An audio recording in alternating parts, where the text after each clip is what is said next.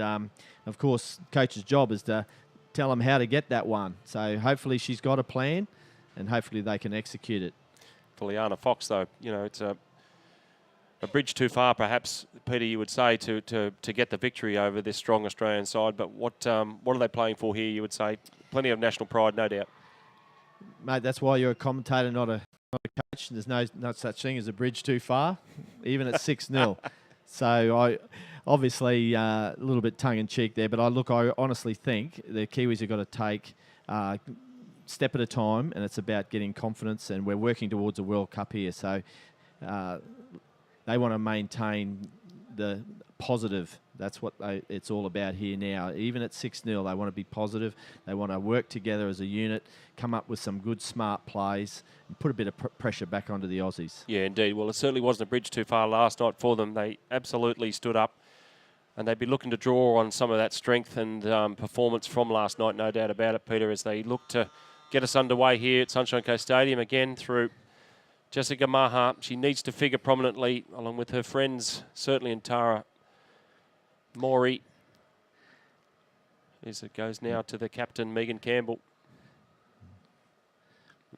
They try to sweep on the high link there, but it was a good defensive touch, prevented anything coming out of it. And Mick Musa, the defensive coach, he's put on his stronger defensive girls here.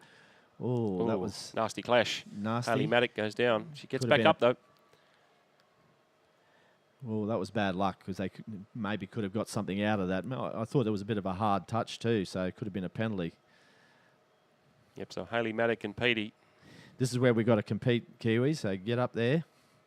Tamika Upton hasn't necessarily had to do anything too special for Tamika Upton, at least all the other girls standing up. It's certainly tailor-made for her for this second half, along with the other girls here. Sammy Rogers through to the fast feet of Emily Hennessy. Off to Shelley Davis, just wondering if that player was onside. She was, according to the referee. And they'll look to transition out here and need to manage this well, don't they? Because the Australian defence is very, very good at getting in their face back up as they transition out of the box here, Pete. Yes, that is one area of the Aussie game that's always hard to crack. They're always good through that midfield section defensively. So, again, what are we running here? Good bit of work. Well, certainly. Well done, Jasmine Hotham. That is a fantastic response, wasn't it, Peter? Look, that was a wonderful, wonderful try to New Zealand to get them on the board. 6-1 now. It's 18 minutes, 2 minutes rather, into the game, 18 to go. Yeah, she just caught the Aussies on their heels there. They weren't coming off, didn't come off the line, step up, make that touch. So just a little bit caught, a little bit flat-footed, but a good bit of footwork, and that's what we wanted. It's 6-1 now.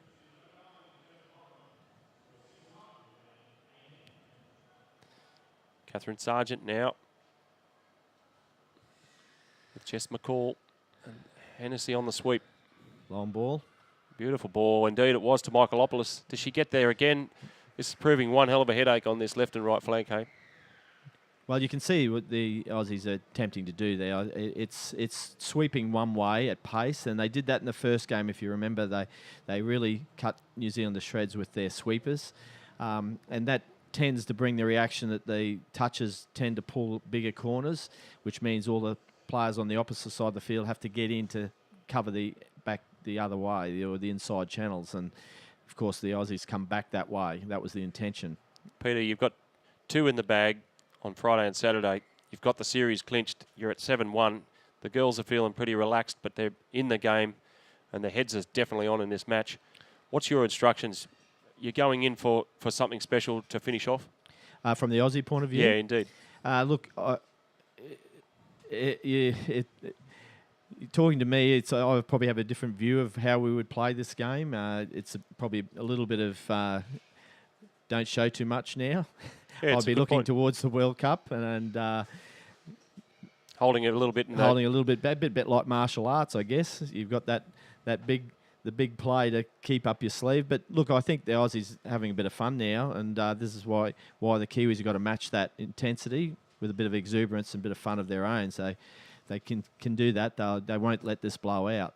But perhaps with that breakdown in play, you seemingly do want them with their heads still on the job and just not to relax too much, because this is a very strong New Zealand outfit. As they witnessed last night firsthand, it was a Taramori now from New Zealand. They've got to strike back here through Paul.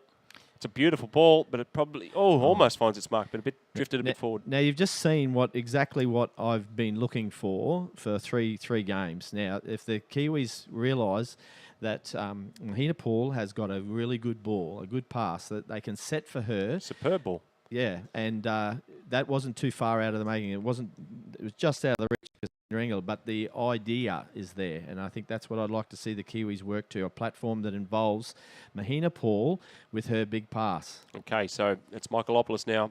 2 tries in this fixture today. She'll be well pleased with that. Emily Hennessy. Now comes Tamika Upton. Oh, Hennessy, a beautiful hold back to a very, very... Emily Hennessy's footwork there was just sublime. She just stood the girl up and just a nice little soft pass to Laura Petey. Laura Petey, yes, it was. Laura hitting that hole and finished it off. And that was just a bit disappointing. They had it covered, and then that footwork by Emily Hennessy just brought them undone. That, you would imagine, was the response from Swain Maravelli and the coaches would have liked to see. Okay, so it's New Zealand now again. They make their way over halfway.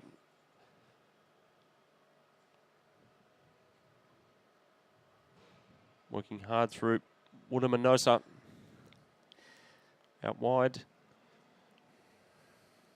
Looking to draw out the Aussie defence. So Aria's got to try and take something here. She's trying to set with Jess Maher, and I think possibly something's working here. Tainui McIntyre, yep, should figure on the right here in a moment.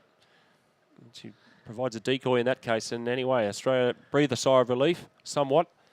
That deep line. Try to run a 4-on-3 there, and Australia up to the task. They didn't bite, just kept their shape.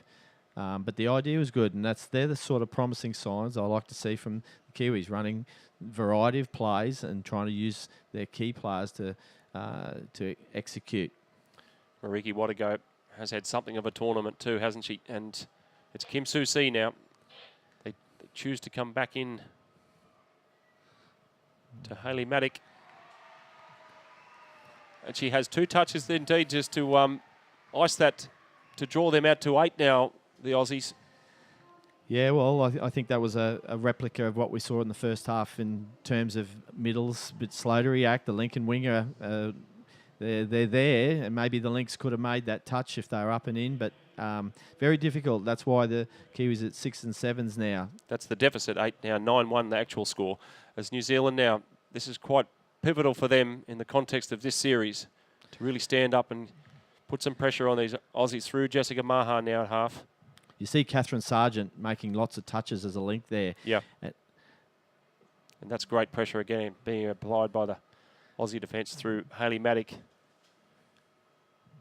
Trying to get around Jessica Maher out wide. Catherine Sargent, again, quite a good defender, and she wasn't going to be beaten on the outside there. Well, no answer there in a huddle. Almost throw a blanket over 4 Aussie defenders there, Peter. That's pleasing to see. Yeah, it's all about, it's good to have compression, but it's all about the reaction and the reading of what's happening in front of you as a defender. Now we've got the Aussies on the roll again. It's a great drive. Kim Soo See now, Rogers to Watago again, Shelley Davis rather. Hayley Maddock. Maddie Crow, that is. Maddie Crow, yeah. As it's I said, beautiful one of the show and go. What about that for a little performance from Maddie Crow on debut? Picks up Shelley Davis, and that takes us to 10-1. Yes, unfortunately for the Kiwi middles there, they got caught up, and two in the touch. Can't afford to let fast players like Maddie Crow scoop and go there. So we've dropped off in terms of the midfield now, Bucky. I think the Kiwis just probably a little bit tired, and they're starting to. And the Aussies, of course, they're wanting to run more in, so it's danger times, that's for sure. For the coaches, Fox and Turnbull now, it's a really moment of truth. Now for Woodamanosa. It's a great response. Well done, a good sweep play. Really was. And back the other way. And again, we've got structured line attack with a degree of method about it, and it's come off. They've executed one, so well done on that got to be positive about what they can achieve when they want to. Craig Morrow, the assistant coach for the Australian Women's, just issuing a couple of firm, stern messages to the girls.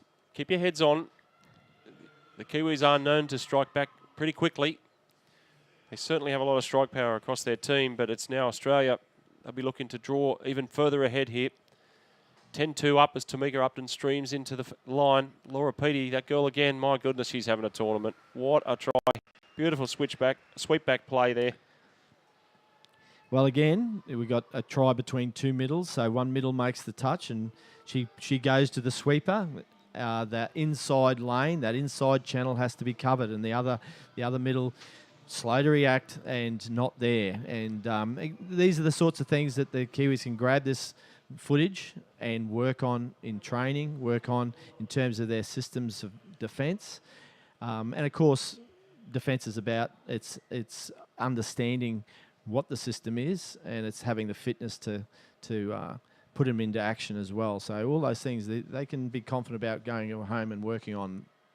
Tara Mori now from half, running the Jessica same Maha.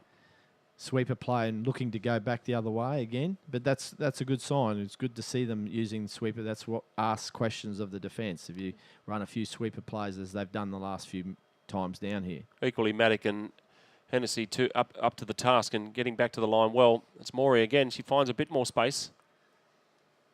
He's going to the award point that where one. she's going to get that. Hayley Maddock, I don't think it was back in time. In fact, yes, indeed. Yes, I think he's thought that they hadn't made the line, which is fair enough. I thought the pass was off the ground was a bit suspect, but anyway, the Kiwis will take that one. Great response again, New Zealand, and it's now 11-3 with 9 to play. Jessica Maha finishing off that play very well. She's figured prominently for New Zealand. She's been in everything. She had a lot of touches last night. This is where we're going to focus on the Kiwi middles here. Drifting back Good, in that there. was better. Inside ground was covered there. Mahina Paul covered the inside ground there as her lead middle. Now she's the lead. She's going to her corner. Shelley Davis. And we had Jasmine Hotham, I think it was, made the inside ground or the inside touch then. But as you say, Peter, that's really good transition defence, though. And full credit to New Zealand there. Just Paul plants it on halfway, and Australia will have a bit of a think. Another test back at the New Zealand line again. They'll just have to ask some other questions as New Zealand now ask a few of the Australian defence, again through the try scorer Jessica Maha. And off goes Jade Bowen. You see the difference there. The Aussie defence coming into the line is a little bit less. It doesn't panic. Most of them know the job, they know their role, what they're supposed, certainly what the system is, and there's just a little bit more structure there. And this is what the Kiwis girls need to develop, just that little bit more cohesion as they come into the line. This is such an interesting ploy, isn't it? Just hammering the opposition's interchange box as you transition off your line. It's very good to see. They're getting to halfway reasonably quickly. Shelley Davis offloads to Sammy Rogers, and that is fantastic yards up the middle. Tamika Upton, this is the space she loves to hover. Yeah, well, they did the right thing. They left the hole up the middle. If all of the defenders had stayed up there, they wouldn't have. The Aussies wouldn't have got anything out of that, which is the difference of what we were asking for that midfield defence. But now another 6 touches with Tamika Upton in there. What's Tamika going to run? Wow. Outstretched Tamika Upton says thank you. Gets underneath Jade Bowen to cross for Australia to take them out to 12, Peter. Yeah, so I think Tamika's main play is her ball play. She can throw left to right, as we saw yesterday. She's got a big ball as well. But that's what she also has in her armoury. She's got that great little dive, and anything off a static for Tamika Upton works really well as well. So she's a very tall girl, Belly, isn't she? She is tall, and she's very deceptive with her speed as well. So she's almost the complete player in terms of her armoury. Yep, she certainly emerged, as have so many of the young girls under Belly's tutelage over the years, coming out of that Australian youth program and pathway, paying dividends for the Aussies here today in the 2017 Opens Trans Tasman Series as they New Zealand looked to go wide, but much better set of defence by the Aussies on that occasion. They lifted the intensity there. They didn't want another one because the last couple of times the Kiwis have come down here, they've managed to score on them. So away we go down that wing again. it's great coaching and great application again from the Aussies with Petey and Michaelopoulos. Long way to go to the other interchange box, as you can see, with the two girls. And Sammy Rogers again finding plenty of metres in that open Only channel. two on the field there at one stage. Numbers again. Emily Hennessy just pegged there. Nice touch there from New Zealand. I think it was Engler this time.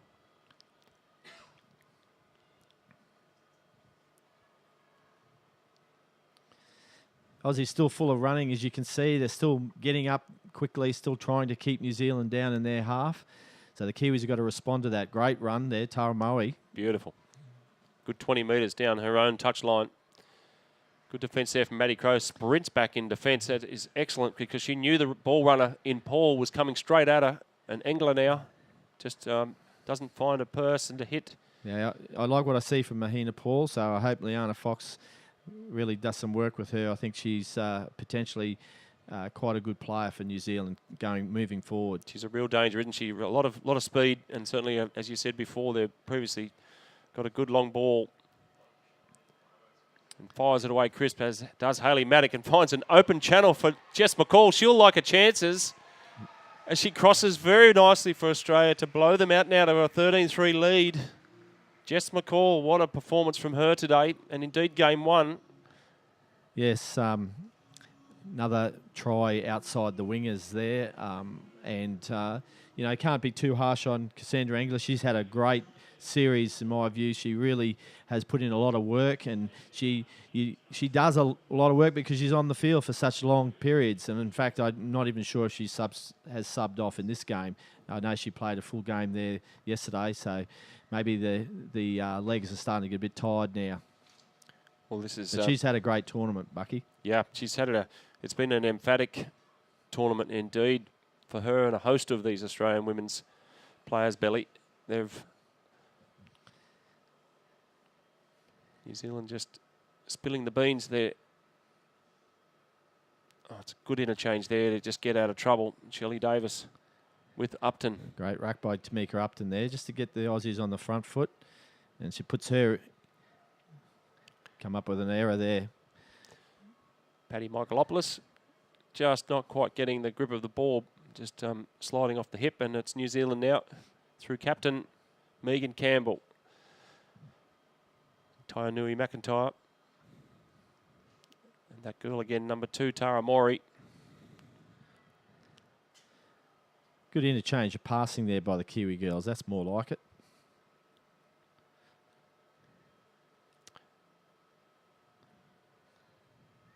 Now, this is where the discipline needs to kick in. Even with only a couple of minutes to go, they want to keep the Aussies down here. So that's what you learn, test match touch footy. You've got to want to be competing every play.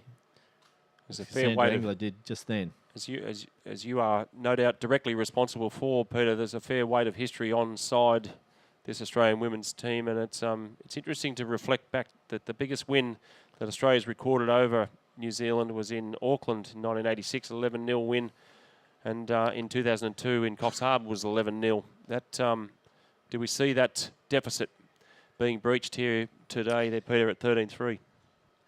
Well, for the sake of these gutsy Kiwi group, I would hope not, and that's why I say it's all about competing every second, and not even at this score, they want to keep putting in as they're doing. Well, the Aussies have enjoyed a 90% winning percentage over their terrific arch rivals across the Tasman. New Zealand. It's Hayley Maddock now finds space in the backfield, and Catherine Sargent. What a well-deserved try to the number 12, Peter. Yes, a good bit of work, but again, look, I'm not going to be too harsh on what happened there defensively. They were trying very desperately to shut the Aussies down there, but it just fell apart in the last pass. But you know, you got to give credit to the Aussies. They're a very good side, and they're always going to keep coming at you. And I would just like to see that the Kiwis just learn from this, and I'm sure they'll come back bigger and stronger next time around. Well, the Aussie women's draw level with those previous records in Auckland and in Coffs Harbour in 2002. Can they get another one to write another little chapter in their illustrious history? And let's hope for New Zealand they hold them at bay, but it's a rampant Australian women's side here today, it is fair to say, in Game 3, having sewn up the series last night in an absolute titanic struggle with the New Zealand girls. That's a beautiful little switchback. That was bad luck. Tainui McIntyre. Nearly caught the middle defender chasing in there on that little switchback. So, but good effort. It's good to have a fifth touch ploy or a fifth touch play to run, and that's what they try to do there. Emily Hennessy, the footwork again. Dazzling footwork there from Emily and Shelley Davis. And Emily takes off from half but doesn't come up with 14 seconds to go now.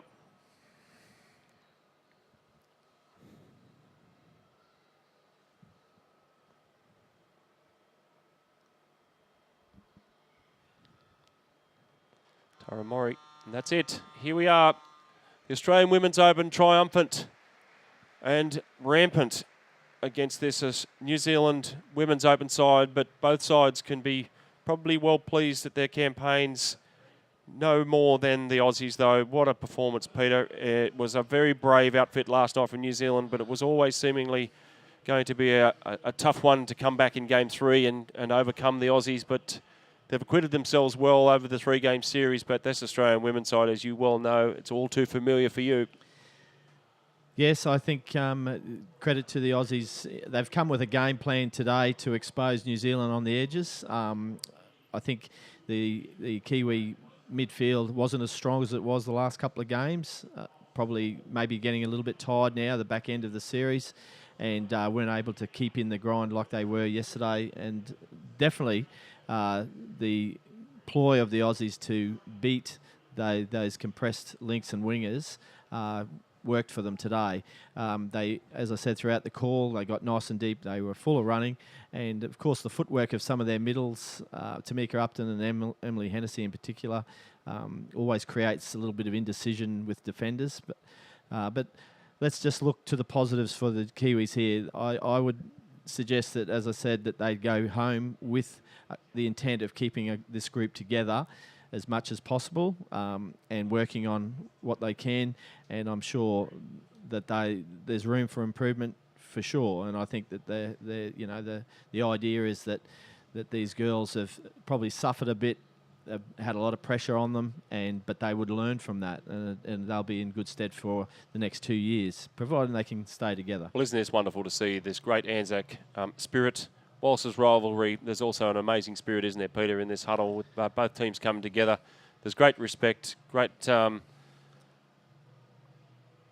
kindred spirits in the international game, and certainly it's the Aussies that stand tall today. But, you know, in fairness, as you well say, Peter, to the Kiwis, this is very much a development tour in a lot of respects too, because a lot of young, there's about 19 debutants, I believe, across their whole contingent, and this is very much a marker in their World Cup pathway, and they certainly can go away with their heads held high.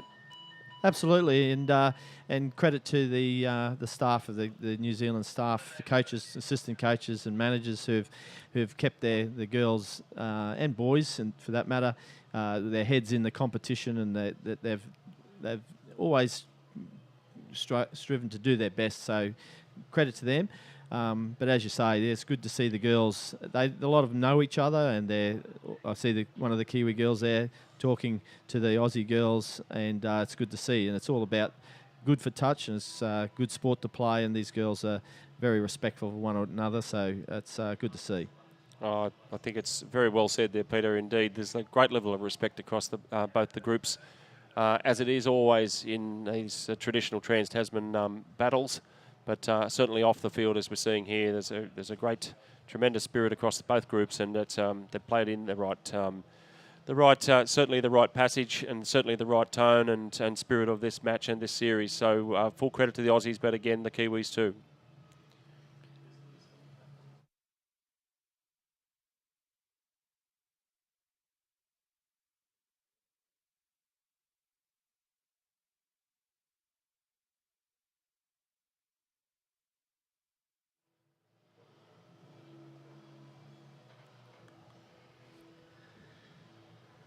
Back live here at Sunshine Coast Stadium. The crowd will rise as one as they see the Australian women's make their way to the race. They'll feel well pleased that they've delivered the result they were looking for.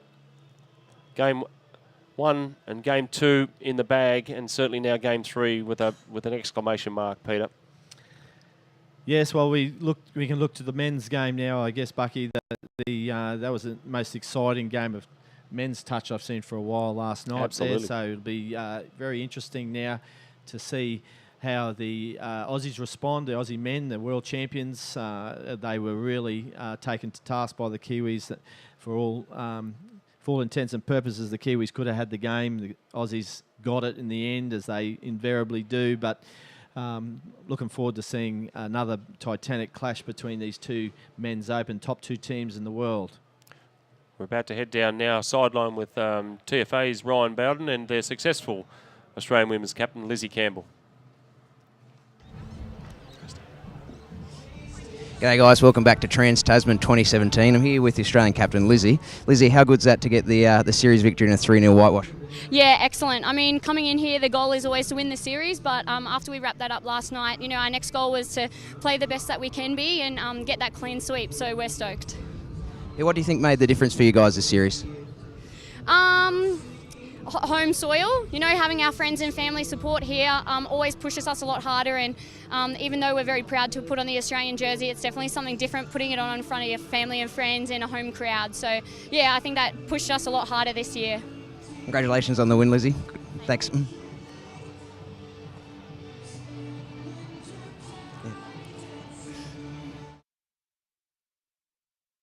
It's been a pretty tough series for you guys, but well done on a pretty competitive series. What do you guys take out from that? A little bit disheartening in that last game. I mean, 14-3 scoreline is not what we're after.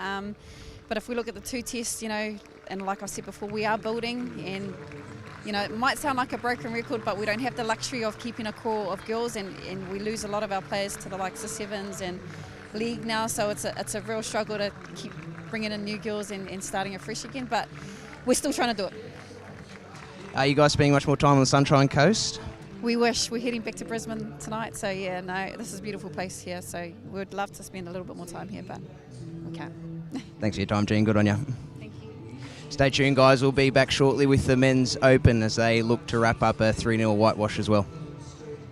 Give Mum a gift she'll love from Harvey Norman. The perfect mix for inspired bakers to tea and toast and breakfast in bed. Smartwatches, fashionable and fit, always in touch and in style. Only the best technology for your mum. Treat her to some solid me time with all the comforts of home and memories to cherish. Bring your favourite photo in store and get a free 8x10 print for mum. Plus, get a personalised card for free.